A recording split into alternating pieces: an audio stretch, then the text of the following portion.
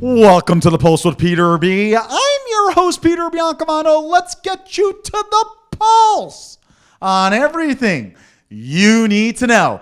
And the last two times that the lovely person to my right was on, I was dropping Jersey Shore names left and right. So I guess I have to match it. By the way, the lovely person to my right is Daria DeLucia of At Hoboken Eats. Daria, how are you today? Very excited to hear what's going to come out of your mouth next. Right? Exactly. I am going to talk about the spouses of the original Jersey Shore cast. The names. You ready for this? We've got Snooki's husband, Gianni. We've got JWoww's, I don't even know if they're married yet, 24 they call him. His name is actually Zach. Angelina is married to Chris, and so is Dina is married to Chris. And then Paulie D, blanking on his fiance. I lost. He's bachelor, no? He's single? No, he's got a fiance. Was it the girl who was in P. Diddy's girl band? Yes! The one that was in Double Shot of Love as well. All right. We're going to be done talking about Jersey Shore because I just realized we spent over a minute talking about it, but that's freaky. I got almost all of them. Peter Biancamano's fun fact. I can't even get it out. Speaking of spouses, and this is why I wanted to bring this up, we are going to be talking about a restaurant, again going to the La Isla de Manhattan, or in Manhattan as they say, and that's Jack's wife's Frida, which is located at 116 8th Avenue in Manhattan, as I mentioned. Correct. Why is this restaurant named after Jack's wife? Mr. Knowledge over here is supposed to know everything. Hey, I just told you the Jersey Shore spouses. Because Frida liked good food, so Jack made it. Boom. And we are, before we move on, there are 3 locations. We are talking about the one in Chelsea, the one you attended. Correct. What was it, like a concert? The one you visited, I should say. It was a very exciting experience, to tell you that Talk much. to me, why? And it was packed. Packed? Yes, it was packed. We ended up, me and my mom went, we had our morning in the city, and we were like, I was like, I've heard really good things about this place. I really want to go here. I mean, the line was forever, and it was like an hour wait. On what day of the week? Saturday morning for brunch. I know, rookie mistake. Rookie mistake. However, we get inside, and there's 2 open bar seats. No. You and mom beelined it? Beelined it, yeah. Nice. Yeah. I have to say that it's worth the wait. I don't normally say that. It was worth the wait. Wow. I would have equally enjoyed my meal if I had waited that hour on the line. Okay. But luckily I didn't. So I was able to enjoy my, I think it's called Frida Madame, because it's like a croquet madame on the menu. No way. Explain to me. I have no idea what that even means. Oh my goodness. It's a French dish, and essentially... Well, that's why. You know, Italians and French. Sure. Oh, but this. Basically, if you break it down, it's not to simplify this amazing dish, but it is bread and cheese and typically a ham, I believe, with a bechamel sauce on top. Oh. And cheese on top. Yeah. Okay. This was made with. That's a brunch dish? I guess it is. I ate when we were in Paris. I ate it for every single meal. But that's a problem in itself. They made it with duck prosciutto. No, duck prosciutto. Duck prosciutto. Talk to me. That's the explosion. I don't know how to describe it or what it is, but all I know that it was crispy and it was banging and it was in between layers of cheese, bread, egg. Oh, there's egg on it. Gruyere cheese and bechamel. Wow. Phenomenal. Has a side of French fries. Don't forget that because that was also Gotta have grade the A. fries. Fantastic. So, do you think it's better than the ones you had in Paris? Ooh, it's different. Different. It's different. Is it the best you've had in the States? Yes, yes, it is. Because the thing is you can't ever compare it to where it's originated from because it's always going to be, and this place had a tweak. They tweaked it. Duck prosciutto. Right? And Gruyere, egg and bechamel on, come on. All right, so you get in. That's obviously your most favorite dish that you had there, correct? Did mom have the same thing? So no. So it's interesting because there's a little running joke. Mom orders more on the bland side. My dad and I are more adventurous. She had chicken fingers. Yeah. So no, I'm kidding around. She got a egg breakfast sandwich, but it was egg, cheese, and duck bacon. Well, that's not so bland. Well, it's like, it's not bland, but come on, get like a eggs Benedict or like, Yeah, very She's true. always trying to get Ray out of her comfort zone. But essentially bacon, egg, and cheese, that the eggs were this thick. No. Fluffy beyond belief. The bread, Wow. the roll that it came on, equally as fluffy. Like there was no shortage of portions, and each bite had everything in it. I finished mine and then finished my mom's. No, my. And they were so big. That's it was a record. So good. Oh my God. It was so good. And I get in her case. I go, Mom, you always order like simple. Order something fun. And she didn't want to. It was fun. No matter what you got there. 'Cause the thing is, not a massive menu, so you know what you're getting there is going to be unique, crafted, and put together because it's meant to be together. And you went in for brunch. We went in for brunch. But obviously they do lunch, dinner. They do. So they have a whole entree section as well that has like chicken schnitzel, spaghetti and meatballs, a curry dish, steak dish, another chicken dish. So this is another restaurant it's not unique to yes. one culture. I think we can find a lot in Manhattan. You know what I mean? That's Manhattan for you. Absolutely. Yeah. Like they had their shareables were like kale and cauliflower were some of the share items. They have a bar menu. Cool. So they have about, I want to say maybe 8 wines on their wine list, and they have about like 10 to 15 specialty cocktails that range from like a mimosa to a margarita. They have like it's called the Pim's Cup. Wow. This is cable access. What is in the Pimp's Cup? I didn't get it. Okay. Well, thank God for that. I felt like what she did there was she set me up for my HR person to give me a violation. And so I needed to stay quiet, but good. Let's move on now, They right? had margaritas. Talk about the ambiance, though. You said there was like cute. Quaint, small? Because Chelsea's a big neighborhood. Small, but it's cute, quaint, right on the corner. Big park lot outside. Gotcha. Yeah, big park lot outside. They actually even had cute little like 2-seater tables lining the restaurant, like you were in Paris or something. So talk to me. It's you waited online. We did not have to even. Oh, because there was 2 seats at the bar, but there was a line. There was a line. So reservations are recommended, correct? I don't know if you can. I don't think you can. Oh, it's first come, first serve. I think that's why they're able to maintain such a line.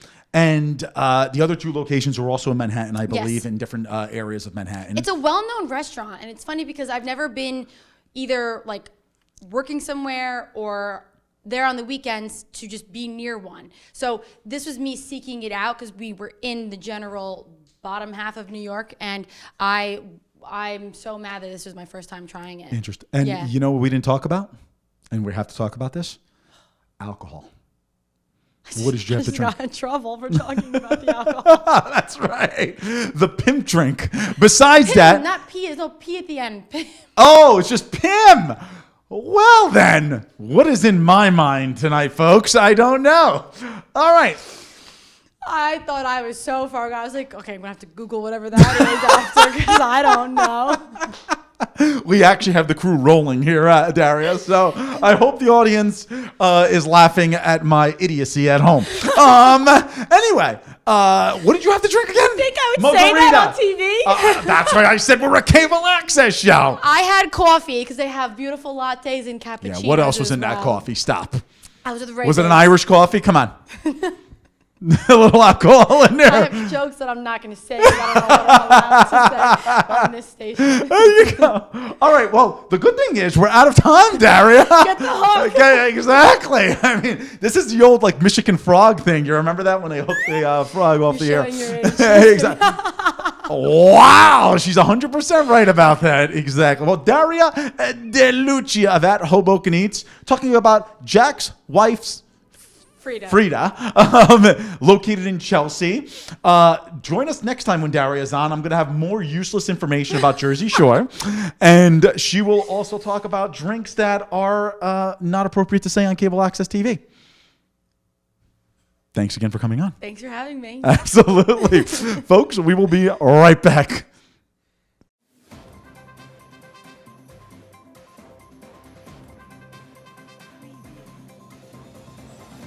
Peter Biancamano, your hostess with the mostest of the Pulse with Peter B.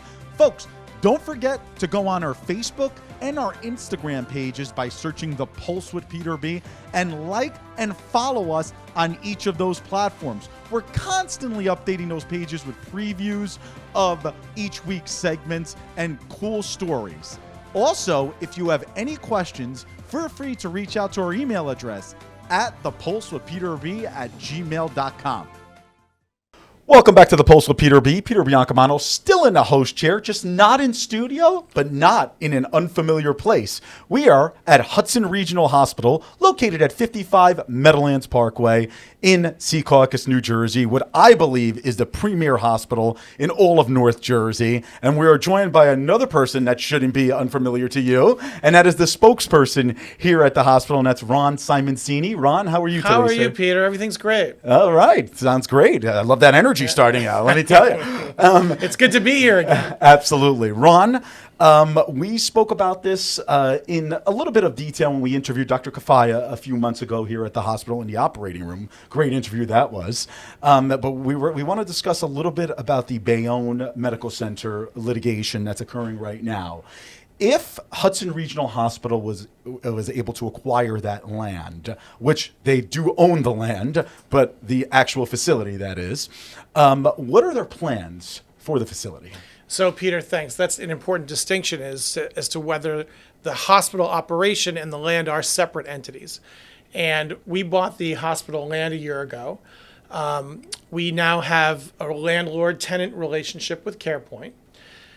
You've been through Hudson Regional Hospital a couple different times and seen what a spectacular job we've done here. If you went through Bayonne, I think you'd see a different picture. CarePoint advised the community that it would exit the acute care business back in 2018.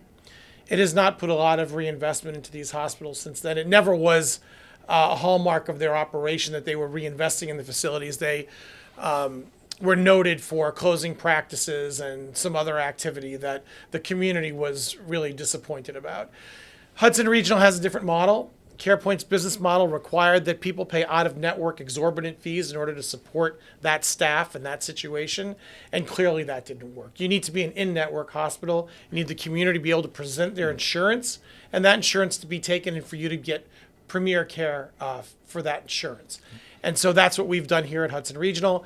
We've established a number of specialties that include some surgical specialties and some robotic surgeries that aren't available anywhere else in New Jersey. And those are the things that drive our hospital forward, are these technologies, these investments that we're making in practices and care.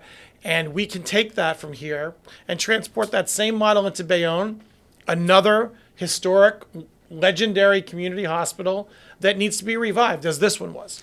But it's so interesting because anybody who's viewing this at home would say, I don't understand. They own the land. Why can't they take over the facility? So what are some of the obstacles in the way for Hudson Regional Hospital to take over Bayonne Medical Center? So you've got the political obstacles, which we'll get to in a little bit, but let's look at the practical obstacles. The first is CarePoint did say they'd exit the acute care business. Right. We went and offered to buy all their hospitals, Christ Hospital, Jersey City, Hoboken University Medical Center, and Bayonne Medical Center. Unfortunately, another bidder came in and disrupted what we wanted to do with a bid that we viewed as very irresponsible. And that's come up against a lot of objection from the Department of Health, objection from the local finance board, not a great uptake at the county, because their deal required that public funds, $100 million of public funds, be used to purchase the hospital, and then they would get a discounted rent to operate the hospital. And the guys who were coming in were from Brooklyn. They're surgical center operators exclusively, unlike the operators at this hospital, which have a broad range of services that they provide. So we found a lot of flaw with that deal. But the core flaw is we were able to put our own cash in to buy the property. We want to operate the property. The folks who are opposing us don't want to put in their own cash to buy the property. They want to put in public money. They don't want to operate the hospital themselves. They've determined that they're going to exit the hospital operation business. So we're looking at the community and saying, we know we're the better choice, but there are legal obstacles. We can't just kick somebody out who's got a lease. We have served them with eviction. We have served them with the fact that they're in default of their lease for a lot of reasons that the public should be concerned about. Reason one, They haven't filed their financials with the Department of Health in accordance with rules for 3 years. So they're breaking the law. And that actually gives us the right to terminate their lease just on that basis alone. Wow. But they have other conditional flaws in their lease that we won't go into here because it's highly complicated. But trust us, they deserve to be evicted. Interesting. Now, you spoke about the political aspect, or you mentioned the political aspect, but we want to talk about that. There are two pieces of legislation in the Trenton State House right now, one from Assemblyman Chevalotti and one from State Senator Sandra Cunningham. I think we should start with the Chevalotti legislation, which is basically just asking for more government oversights from when a hospital turns from a for-profit to a non-profit, which CarePoint is trying to do in Bayonne, correct? Right. So the CarePoint not-for-profit conversion is a mystery. They were a for-profit hospital forever. They were able to pull out, a State Department of Investigations criticized them for pulling out $158 million from their hospital in management bonuses and partner distributions. That $158 million could have been used to improve those hospitals. Absolutely. And when you take a tour through, they should have used the money for that. So I think they've sucked everything they can suck out of it in a for-profit institution. And now it's easy to say, well, let's turn it into a not-for-profit. We'll take a tax deduction to like we're donating to a not-for-profit, and we'll walk out of here like that. But the contradiction is they've also announced that they want to sell 49% of it to this BMC LLC group from Brooklyn. Well, why would you be buying half of a thing that's about to become a not-for-profit? It makes no sense, right? Well, the answer is you can continue to suck out management fees. You can continue to make the case that it should be eminent domain so the public can own it. But all that is your opportunity to not have any exposure to losses and continue to increase the money you get by establishing higher management fees, lower rents, and just continuing to play with what they've been playing with before, which is the hospital as a vehicle to take money out. And the Chevalotti bill will, I guess, oversee any type of process so things like this don't occur, correct? Right. You shouldn't be able to do it to manipulate the financial issue. You should be making it a not-for-profit because that's what's most rewarding to the community. This is a for-profit hospital. Interesting. There's nothing wrong with being a for-profit hospital. This hospital does make a small return for the ownership of the hospital. But when you see the care that's happening here, you say to yourself, here's private capital resulting in better care for patients. Doctors make a profit. Hospitals make a profit. It's okay that they make a profit. What's not okay is when they manipulate the public in order to make that profit. Unbelievable. And now, I just for the audience's sake, Sandra Cunningham's bill, State Senator Sandra Cunningham's bill, I believe there's a $1 million fine that's attached to this bill for any acute facility that doesn't stay as an acute facility. Let me look right into the camera when I say this. We're not going to be intimidated by the fact that you're putting $1 million fine on top of existing litigation that would remove the hospital from CarePoint's control. That's not going to be intimidating. First of all, the Department of Health already has rules, and we've already complied with the rules for noticing the system that we need a certificate of need to do that. So the legislation that's been proposed is superfluous. It's an intimidation tactic. I don't understand it. I don't know why anybody would want to put $1 million threat in front of us when all we're trying to do is the right thing for the community. But I think the fact of the matter is there's just been so much politicking, so much talk, so much fear-mongering about the future of the hospital that I think Mrs. Cunningham decided, okay, let's see if this stops us from feeling threatened. I don't think it was the right tactic. I think it is superfluous. But the fact of the matter is we're only evicting CarePoint to operate the hospital ourselves. Right. We're not evicting them to deprive the community of the hospital operating. So there's no reason to threaten us. We're coming in to save the community. The community's already threatened by CarePoint saying, we want to leave. We want to close. We're bankrupt. We're not saying that. We're saying we have private capital available to create in Bayonne what we've created in Secaucus, and that should be a comfort to the community. I think that's been misinterpreted, and that's why you see that bill. Well, Ron Simoncini, thank you so much for taking the time out to speak to us today on these very, very important issues, and we look forward to seeing you on a future episode. It's great seeing you again, Peter. Absolutely. Merry Christmas. Merry right? Christmas and to Merry you. Christmas, everybody. Absolutely. And come to Hudson Regional Hospital. You will be thrilled with what you see here. Exactly. And I've said this before, this is the hospital that I was born in, and it looks better than it did years ago when I was born in, and it looks better than it did with the current owners, I should say, as well, when it was, I believe, Meadowlands Hospital before this. So it is an unbelievable facility that you need to come come and check out. And the people of Bayonne would be honored to have a facility looking like this, in my opinion. Thank you very much. Absolutely. Folks, we will be right back.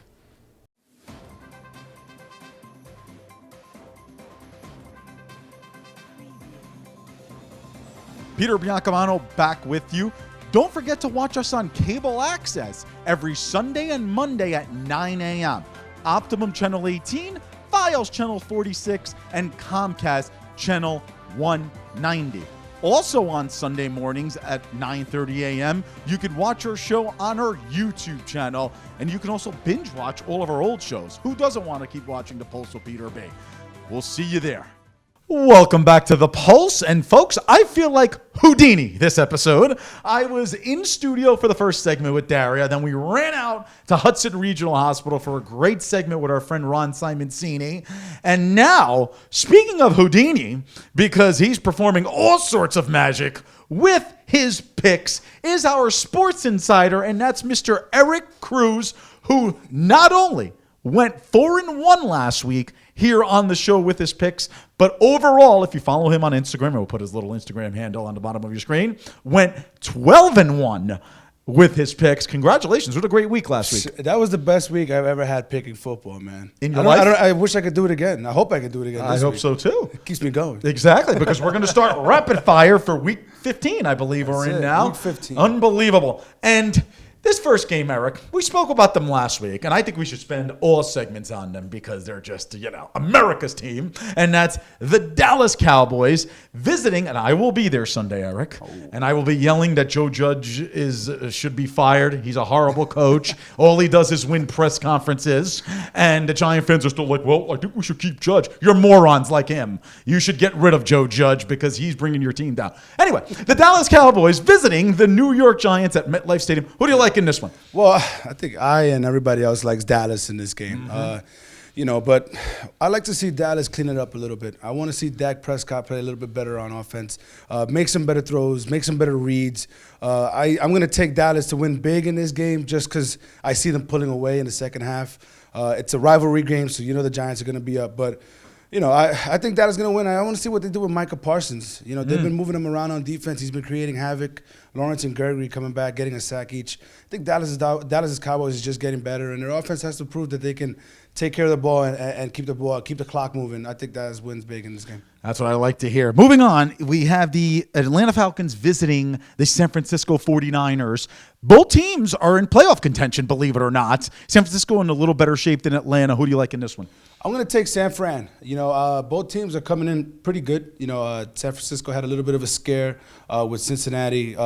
One of my biggest things was to see how Jimmy Garoppolo handled a big-time game, and that's exactly what he did. He helped San Fran come back and actually win the game. They were up big, but they fought back against Cincinnati, who was trying to get back in the game, and Jimmy Garoppolo was one of the biggest reasons why. So credit to him, and I think San Francisco takes care of Atlanta.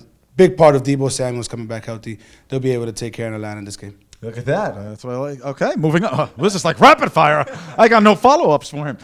Two other teams that are battling for a playoff spot in the AFC this time, and that's those Cincinnati Bengals visiting the Denver Broncos. I mean, two very, very, very inconsistent teams now playing each other. Tough matchup for Cincinnati to head out to Mile High, correct? Yeah, absolutely. And that's why I'm going to take Denver. I really like what they're doing, although they beat up a Detroit team that's not good this year. But they proved that they're going to be able to run the ball. Javonte Williams, Melvin Gordon, both scoring a touchdown last week. And I think they're going to carry that back into this game against Cincinnati. It's going to be a physical matchup. I like Cincinnati going up to Mile High and still scoring some points. But for me, Denver is playing with a little bit more of a heavy heart and passion, especially with what happened with Demaryius Thomas passing away. But very sad. Yeah, and I feel like with that and just the way they're playing football right now, I think they'll carry that momentum into this game, and I think they'll be able to beat Cincinnati. And I just want to say, a loss for either team doesn't really necessarily end their playoff hopes, right. But it's tough. It's a big game for both, but I think Denver's going to take it. What's interesting, and I'm going to pause this for 1 second in a rapid fire here. and that is regarding the Denver Broncos. You want to talk about adversity. I mean, they were coming in with Teddy Bridgewater at quarterback, who nobody thought would do, would be performing the way he's performing. Maybe you did. Yeah. I like Teddy. Teddy's been good his whole career. Exactly. They lose Von Miller. They get rid of Von Miller. They send him to the Los Angeles Rams. And, I mean, they're in contention for the AFC West title, which is shocking. And it just, that's a tough division, Everybody thinks that the Chiefs are going to be able to run away with it. And, for the right reasons, they were dominant this past couple of seasons. Yep. But it's nice to see the Broncos hanging in there. They've been the gritty team. They've gotten through games not throwing up the best stats, but defensively they turn the ball over. With that rookie Patrick Surtain II. Yeah. They got some good pieces over there, and they were able to get rid of Von Miller and still kind of have that same production from the guys that filled in. So I gotta like what Denver's doing. Incredible. Okay, moving on now, which I think is the America's Game of the Week, which might be America's Game of the Week. Not to take the Fox terms. Fox, please don't sue me. I'm cable access. Anyway, and that is the Green Bay Packers visiting the Baltimore Ravens. Yeah. The Baltimore Ravens that are not looking so hot right now, as they say, with the injury to Lamar Jackson. Yeah. Who do you like in this game? And, do you believe that if Lamar can't play, which I'm not sure if he's ruled out or not yet, can Baltimore overcome? It's going to be tough. I really like Green Bay. I think that's kind of like the favorite going into this game, especially with the way Aaron Rodgers is going out there and playing. Mm-hmm. It was a tough game with Lamar Jackson just because he's been struggling as well. But, I got to give credit to Tyler Huntley. For 270 yards, a touchdown. But my biggest problem with that is he turned the ball over, fumbling the ball, interceptions, wasn't really sharp, in the biggest moments. And, when you're going up against Aaron Rodgers, mistakes like that, they're just going to bury you. So, no, they are. And it's true. And so no disrespect to the Ravens, but I think the Packers are gonna take care of business with or without Lamar. Lamar gives them a little bit of a better chance. He's just a special athlete, but he's a game time. But it's tough to pick against Green Bay right now. Right. We have some time before we get into the last game. It's getting very, very interesting in the NFC. Yeah, it's starting to bunch up at the top there with Green Bay, Tampa Bay, Arizona, and of course the Dallas Cowboys. Yeah. It's going to be make for a final stretch. It's going to be extremely interesting. Just talking about the NFC West real quick, the 49ers, that's why it's a big game against Atlanta. It's only a one-game, split between the last seed and the guys that are in the hunt. And then you also look at the NFC West, the Arizona Cardinals, they got beat up a little bit during the season, and they lost a big game against the Rams, putting San Fran in prime position to be in the talk for the division. So, it's a big game for them. It's amazing. If you don't play in the NFC East, and thank God my Cowboys do, it's competitive in every division. It really, really is. All right, our final game, Monday Night Football, and we have the Minnesota Vikings from the NFC North visiting the Chicago Bears. I have to do it again. Who do you like in this one? Man, it's funny because when you look at Chicago 4-19, you're like, you can't really pick Chicago. But in a game like this, it's tough not to pick Chicago because Minnesota really isn't doing things to help themselves. They play up to the good teams, and then the bottom tier teams, they're kind of playing down to them, and they're making mistakes. I'm going to pick Minnesota. Again, it's hard to pick the Bears in this game just because they're really struggling on offense. But for me, Minnesota's got to just play what I want to see is Minnesota play a perfect game, kind of. Right. A couple of drops from Justin Jefferson. Everybody knows how special he is, but those drops turn into turnovers, and when they play the better teams, those things are hurting them. Mm-hmm. So against the Bears team, I would like to see the Vikings really clean it up. Dalvin Cook ran for over 200 yards, so you already know he's going to be a part of the game plan. But so good. Kirk Cousins has to come out. He's got to make some throws, and the Vikings defense, just to touch up on them, with Mike Zimmer as the head coach, it's kind of surprising to see the Vikings really struggle on defense. But I think, again, with a Bears offensive that really hasn't proven anything this year, maybe David Montgomery kind of becoming their better player out of the course of the year. But I still see Minnesota kind of shutting them down still just because they're not a good offense. But I would rather see Minnesota. I got to see Minnesota clean it up. Just to give him a chance in the playoffs. There you go. Well, Eric Cruz, he's looking to be Houdini again. Now, there's 16 games this week, as you know, because the bye weeks are over, correct? Yes. So let's see if he can go 16-0. The pressure is on. It is. I like that. We'll see you next time, and I'm sure we'll make fun of you if you don't. Thank you. Appreciate you coming on again. Folks, join us next week for The Pulse on everything you need to know. I'm Peter Biancamano. I hope you have a great week, everybody. The Pulse with Peter B. is a proud partner of Eyes on NJ.